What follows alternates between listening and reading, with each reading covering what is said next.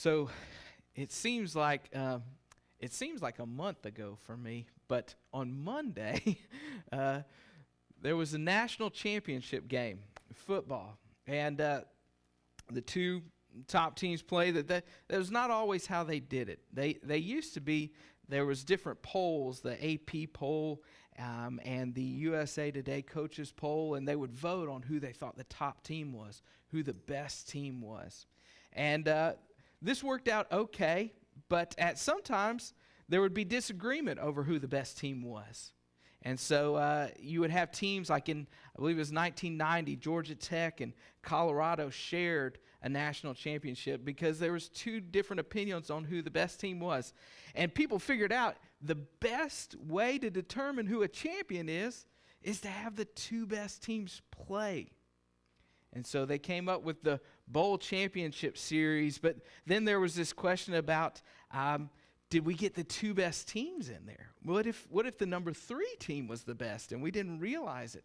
So they expanded it, and they have this playoff that we have now. And this past week was the culmination of that. But the whole point of this tournament idea, the whole goal of this progression was this basic understanding that to determine who was the best, they had to be head-to-head competition.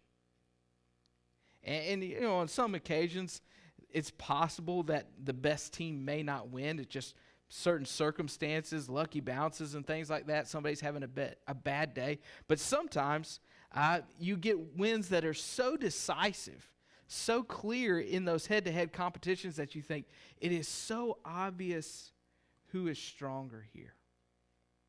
That idea of head-to-head competition to prove who is best comes up in the passage that we're talking about. Between God, the one true God, Yahweh, and Baal, the idol that was worshipped by some of the Canaanite peoples, some of the Phoenician peoples. And just to give you some idea, we started talking about Elijah last week. Elijah is a prophet of God, and he is extremely concerned about the idolatry in his nation. There's King Ahab, who is a bad king, the worst king that the northern kingdom of Israel had ever had, and he's married to this wicked woman Jezebel, who has brought this Baal worship with her. And Baal was understood to be the storm god who brought rains, who brought lightning, but ultimately with those rains who brought fertility, who brought grain, who brought life with him. And so the people had begun to worship this false god. So Elijah came along, and he declared that there would be a drought by the word of the Lord. Now this is not supposed to be Yahweh's territory. This is supposed to be Baal's territory, the storms and the rain. But Elijah says, no, it's not going to rain until I say it's going to rain again, when God decides that it's going to rain. And we saw that God used Elijah to raise a young man from the dead. The first time that this takes place in the Bible. And it was in a region outside of Israel. It was in Phoenicia, showing that God had control over all of creation. So this drought has been going on. It's been a very difficult time. We know that it ends up lasting 3.5 years. But this drought is still going on. And in verse 17 of chapter 18, Ahab and Elijah meet. It says in verse 17, when Ahab saw Elijah, Ahab said to him, "Is it you, you troubler of Israel?" And he answered, "I have not troubled Israel, but you have, and your father's house, because you have abandoned the commandments of the Lord and followed the Baals. Now therefore send and gather all Israel to me at Mount Carmel.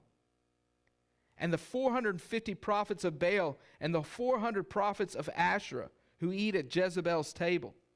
So Ahab sent to all the people of Israel and gathered the prophets together at Mount Carmel. And Elijah came near to all the people and said, "How long will you go limping between two different opinions?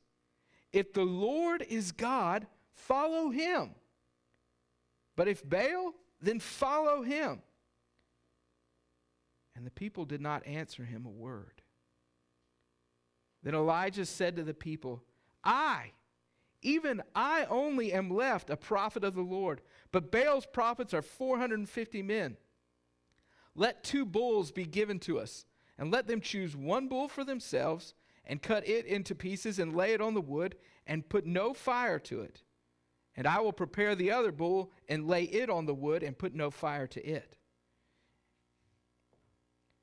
And you call upon the name of your God, and I will call upon the name of the Lord. And the God who answers by fire, he is God. And all the people answered, it is well spoken.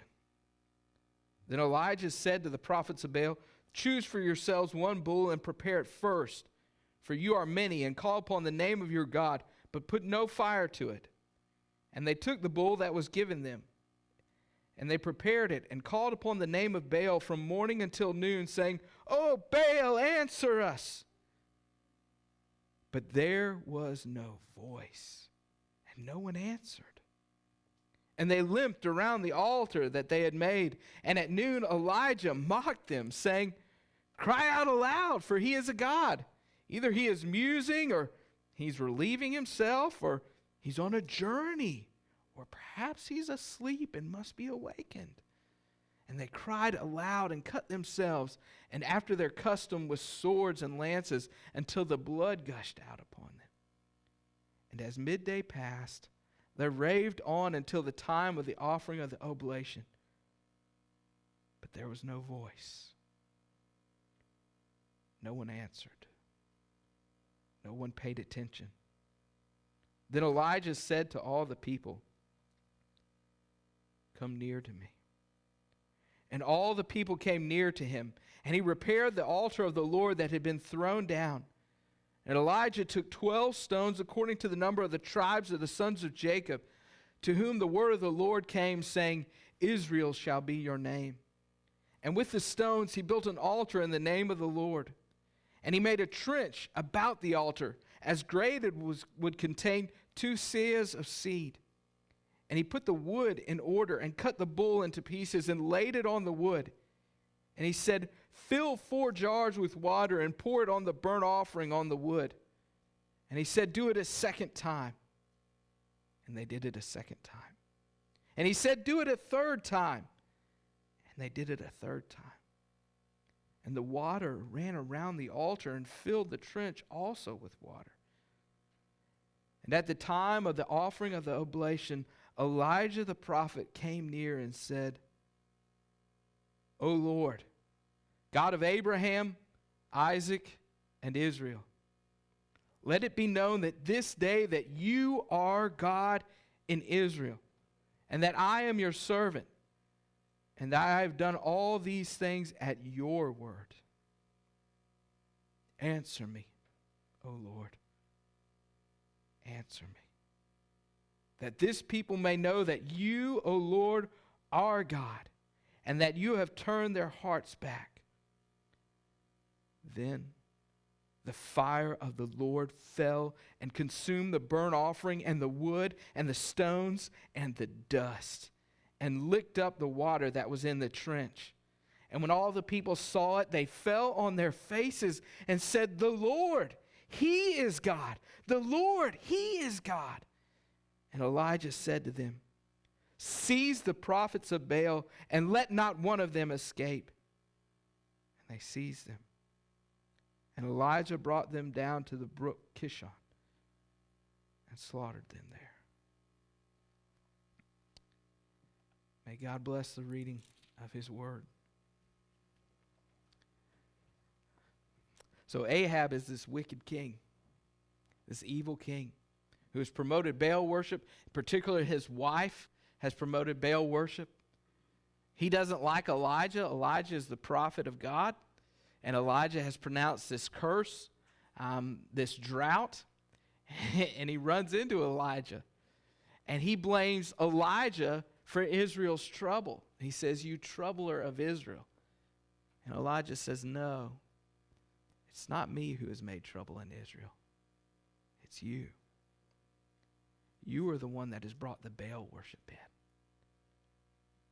And so he says, we're going to clear this up. How about we settle this once and for all? You bring the 450 prophets of Baal and meet me at Mount Carmel, which was on the edge of Phoenicia. This was in Baal's territory. This is a home game for Baal. And he says, and I will meet you there. And we're going to have a showdown. And that showdown involves a storm, basically. Fire from heaven.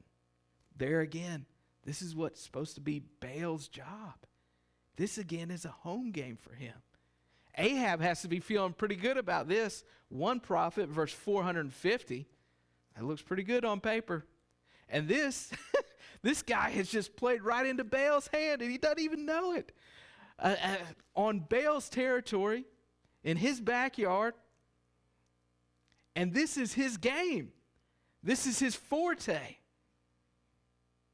And so they come together, and this is what's going to be the competition. They both set up an altar. They take a bull and they cut it up and put it on the altar.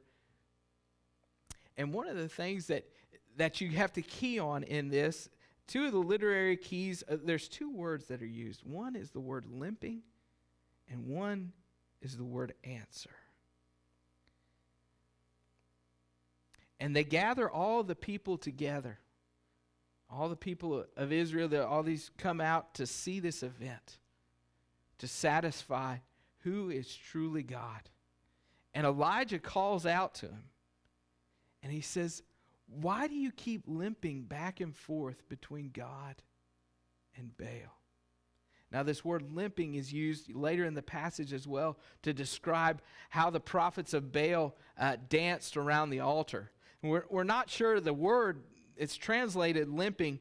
We're not really sure about it. It means hopping back and forth, or the way that they must have danced around the altar must have looked like limping or jerking or something like that. And so this is also kind of an allusion to their worship. And Elijah says this makes no sense. How can you worship the God of the Bible on one hand and then come over here and worship this idol? You can't go back and forth. It's one or the other. They can't both be the supreme being.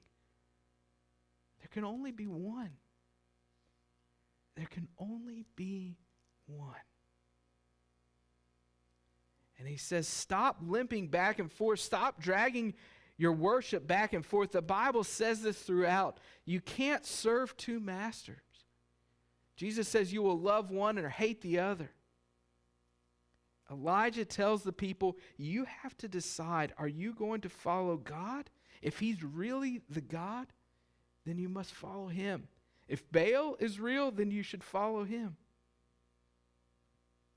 So they set up the sacrifice. And the 450 prophets of Baal come together. And they start their rituals. And I was going to perform a ritual dance this morning, but I decided not. I practiced my herky-jerky dance all week. I don't know what this limping looked like. But the key comes down to, he says, which one will answer? Which one will answer? When Elijah speaks to the people, they do not answer him on who they're going to serve. But he says, all right, this is what we need to do. We need to find out which God will answer. And so you see the prophets of Baal, they cry out, "O Baal, answer us. Answer us." But it says in verse 26, but there was no voice. No one answered. They limped around the altar that they had made. They danced around. They go through all these rituals, and there is no answer. And then Elijah, he's not always gentle. Elijah, he starts to give him a little encouragement. He says, you know what? Maybe you need to be louder. maybe Baal, maybe he's off on a trip, Maybe he's traveling somewhere. He's gone somewhere. Maybe this wasn't on his calendar. He didn't know. You're going to have to yell really loud so he can hear. Or, you know what? Maybe he's sleeping. Maybe he's just taking a nap and just real heavy sleep, and you're just going to have to wake him up. Or, you know what? Maybe he's going to the bathroom. Give him a little while. All things that the Supreme Being would not have to do, would not be limitations on him. Here, Elijah is mocking their very notions, because there were legends that when you see these Canaanite gods, their descriptions, their activities bear a lot of resemblance to people, and their weaknesses and their tendencies bear resemblance to people. Why? Because they have been made up. The God of the Bible is different because he has formed man in his image. We have come from the mind of God. We have been created out of his, by his breath, by his hands formed of the dust of the ground, and breathed his breath of life in us. And before even that, he willed and spoke creation into existence. We have not created God. We are created in his image. And these pagan gods were very much like, described like people who basically lived in the sky and were kind of ridiculous and kind of angry all the time and kind of capricious. And so they had to do things to get his attention. You didn't know with these ancient pagans gods, you didn't know what you had to do to really get them to listen to you. So sometimes you had to go to real extreme measures. And you see they up it a little bit. And they go beyond their dancing and their hollering and their crying out. And it says in verse 28 that they took their custom of cutting themselves. They begin mutilating themselves and bleeding themselves, destroying themselves, trying to get an answer. Verse 29 says that as midday passed, they raved on until the time of the offering of the oblation, but there was no voice. No one answered. No one paid attention. Because there was no one there. There was no one there.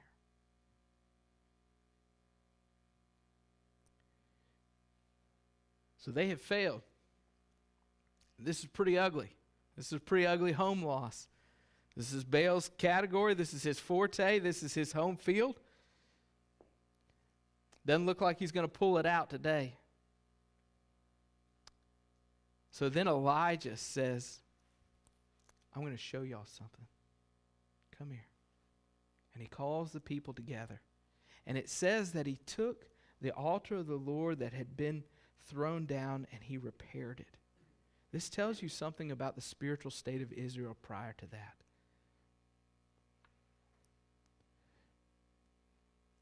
The altar was not assembled. It was not operable. Why? It had not been used. It had not been used. The worship of God had not been taking place. And he took 12 stones, it says, according to the number of the tribes of Jacob, who was called Israel. So this is one of the things that we see as we're going around in this. This harkens back when he brings these stones, when he points out that Jacob, whose name was changed to Israel, this harkens back to Genesis 35, where it talks about that, and it talks about God reaffirming his covenant with Abraham, Jacob's grandfather. When Elijah gathers these 12 stones, when it references the one who changed Jacob's name to Israel, this is hearkening back to the covenant of God. the one who had brought them out of Egypt, the one who had given them this land. And he builds the altar in the name of the Lord. And then he does something else. He takes an extra step. He digs this trench around it. And everybody's got to be wondering, what's going on with this? It's not normally what we do. We don't normally dig a trench around it. And Elijah shocks everybody and he says, see those 4 jars? Go get water. Now they're up on the mountain. I don't know if there's a spring close. They probably have to travel a little bit to get it. But they send some people down there and they're like, are you kidding me? And he says, go get more water. And they're like, what? Okay. They go get more water. And they pour it on. And he says, all right. Go get more water. So to the point that this thing is completely soaked. The water is standing in the trench around it. The trench, I looked up the measurement there. It gives 2 seahs of seed. There's 3 to 4 gallons of water in this trench around the altar. So it's poured off what's soaked in, and this trench is overflowing with water. The idea here is clear. There's no sleight of hand. There's no trick here, right? It's not like Elijah had a little flame going and nobody could see it. And somehow he brings about this big... There is no way that he could light this wood on fire himself in any sort of trick. I don't know if you've had one of those moments where I've been camping before and the wood got wet. And I have worked really hard trying to get a fire starter before and had no luck with lighters and things like that and all these tools at my disposal.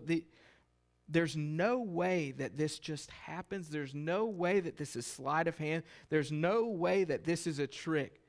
What Elijah is doing is setting it up so that it is abundantly clear to everyone there that if the fire comes, if it consumes the offering on the altar, that this is from God. There can be no debate.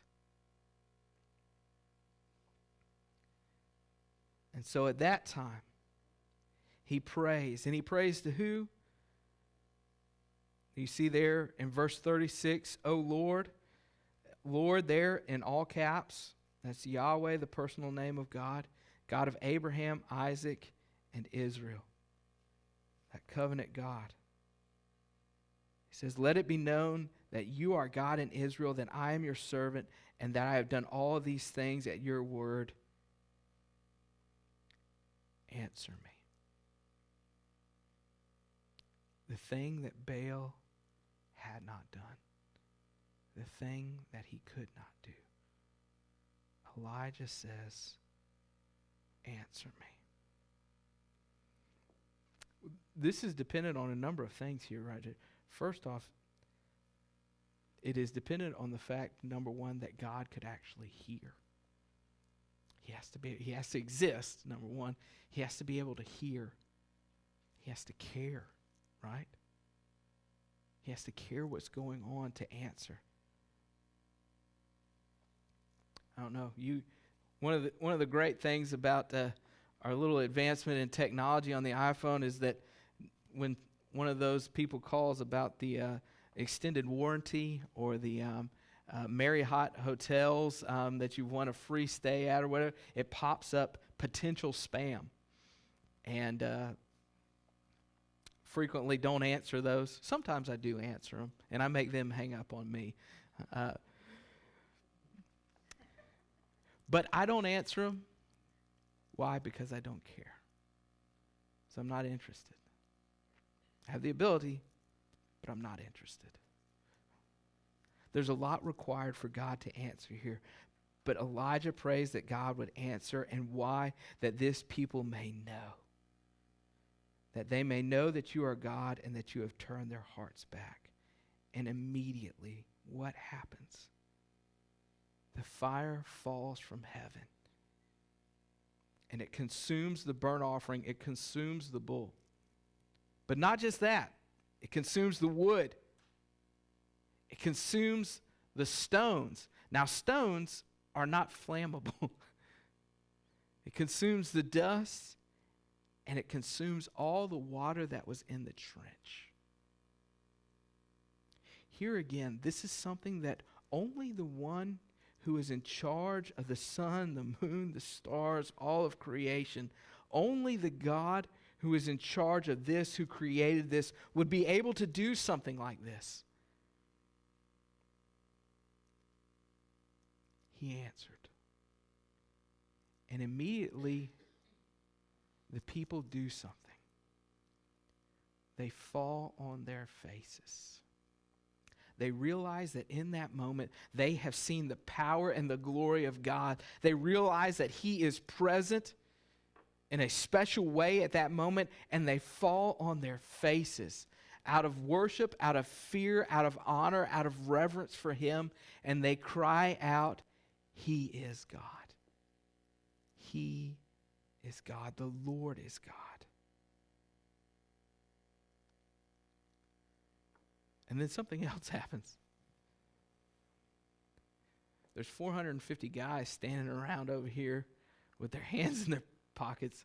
I guess they had pockets. I don't know. And Elijah sees them. And it says they took them down and they killed them. And as modern readers, we look at that and we kind of go, whoa, that seems a little rough. Seems a little harsh. I would say that if we think this is harsh, it is because we have a very low view of God. It's because we have a very shallow view of God's holiness and His justice.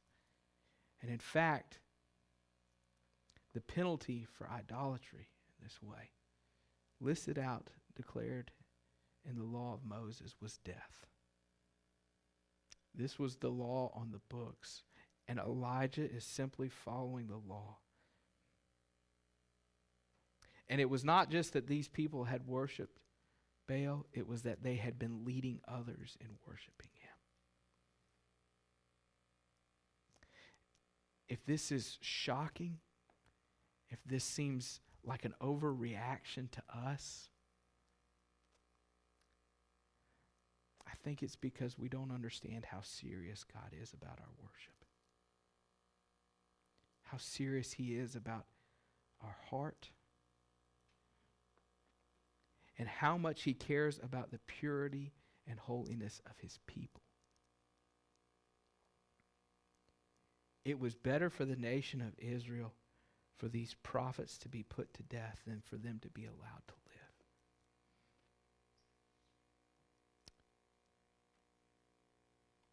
But the story doesn't end there.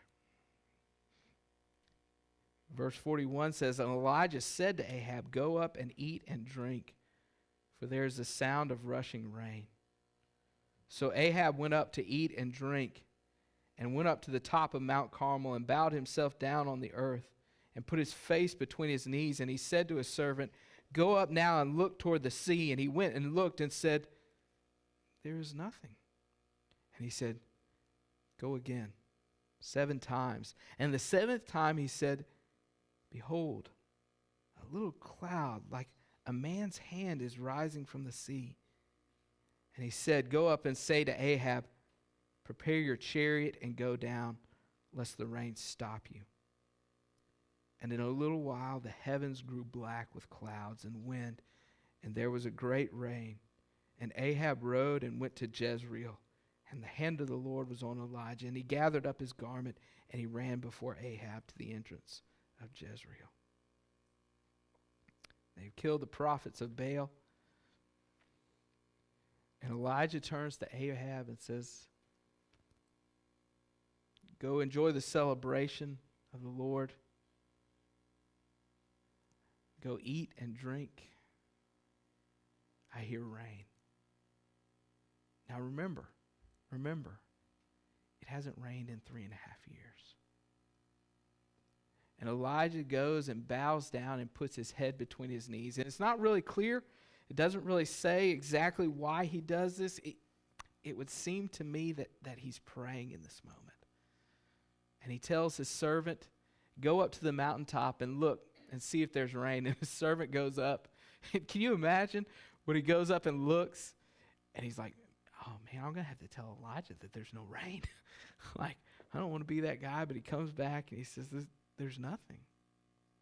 And 7 times Elijah sends him up there and finally says, there's something small. It's a small cloud. It looks like a man's hand rising out of the sea. And Elijah sends word to Ahab and he says, all right, you better finish up and get your chariot out of here because it's about to rain. And it's about to rain and it would swamp your chariot. It is about to come. It is about to pour cats and dogs. And Ahab leaves. And the rains come. Not only has in this moment God shown his control over storms. He rains down fire from the sky. He shows his power over the rain. Not only is it at the altar that God shows that he alone is God, he shows it through this rain as well. And the people have declared, the people have seen the power of God. This is what Elijah had hoped for. This is what Elijah had prayed for. The Bible tells us that this is a result of Elijah's prayer, this drought and the rain coming. It says that in James, it says that Elijah was a man just like me and you. He prayed and God shut up the heavens for 3.5 years. And he prays and it rains again. So what do we take away from this story? Well, I'll start right there. The power of prayer. That you and I have an opportunity to cry out to a God who hears, a God who is there, and a God who answers. And you know this. You've experienced this. He doesn't always answer in the way that we might hope. But he answers, and he is there. And his ways are not our ways. But he desires to reveal his power and glory through our prayer life. What a precious gift that I am guilty of. I think everybody in here would say that we don't pray as often as we should, with as much passion as we should. And we read stories like this and we think, that's just in a different category. But God says Elijah was a man just like you. I think there's, when we see this story too, we think, I don't have an idol. I don't have a graven image that I go and pray to, that I've been offering sacrifices to. I'm good, This principle still applies. You may not have a golden image of a bull in your house that you present requests to, that you offer sacrifices to. But there are things in your life that compete for your worship and your attention, that can compete for your focus, to take your eyes off of God. Every one of us struggles with idolatry. Every one of us struggles with taking things in our life and elevating them to a place where we think that we will find satisfaction in them, or where we will find importance in them above God himself. Maybe you can think of that thing in your life. What is it? What is it that has drawn your worship away from God? What is it that you are trying to limp between the God of all creation and something else? Elijah says you can't do that. God will not share his worship. He will not share his glory. You have to make the decision. You have to trust him and him alone.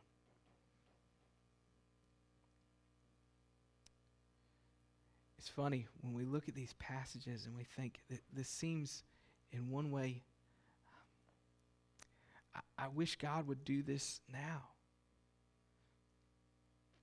You think about the ways that God has shown his power. We read these stories and sometimes we think, I wish that we could have an example of that. But God is still working and God is still showing his power. The book of Ephesians says that you are God's workmanship, created in Christ Jesus to do good works. You are God's handiwork. In this moment, the people saw the work of the Lord and they cried out, He alone is God. I would suggest to you that God's desire is for people to look at your life, to look at your character, and to see the glory of God, and to know that there is a God and that he is real, based on his activity in your life. Because I want him to just do something out there. I want him to rain down fire and everybody see that. That would be a lot easier, right? Rather than allowing him to transform me from the inside out. Rather than allowing me to be the light, the salt of the earth, that city on a hill, the light of the world that he has called us to be. And I challenge you too, as you look at this passage and you see these ways that God has worked, look at your own life. Look at the ways in which you have seen the hand of God. Consider why you believe in him. Remind yourself of that evidence. Because the Lord, he is God. And he is active and he is working. And he desires to work through you just like he worked through Elijah. Let's pray.